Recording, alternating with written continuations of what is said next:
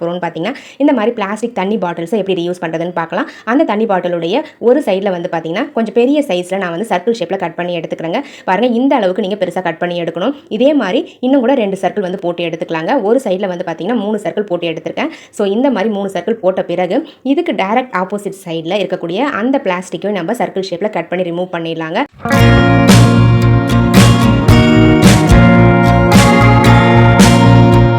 அவ்வளோதாங்க ஃப்ரெண்ட்ஸ், நான் கட் பண்ணி முடிச்சிட்டேன். இப்போ பாருங்கள், இந்த மாதிரி தாங்க இருக்கும் உங்களுக்கு ஃபைனலாக. அடுத்தது ஒரு ஸ்ட்ராங்கான கயிறை எடுத்து அதனுடைய மூடி இருக்கு இல்லைங்களா, அந்த போர்ஷனில் வந்து இந்த மாதிரி கீழே ஒரு நாட்டும் மேலே ஒரு நாட்டும் வந்து போட்டு எடுத்துக்கோங்க. பாருங்கள், இந்த மாதிரி போட்டு எடுத்துக்கோங்க.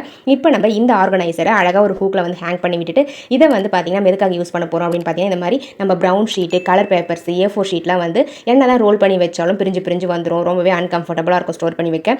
பட் இந்த ஆர்கனைசரில் நீங்கள் ஸ்டோர் பண்ணி வச்சிங்க அப்படின்னா நீங்கள் ரோல் பண்ணி வச்சது அப்படியே இருக்கும், பிரிஞ்சு வரவே வராதுங்க. தேவைப்படுறவங்க ட்ரை பண்ணி பாருங்கள்.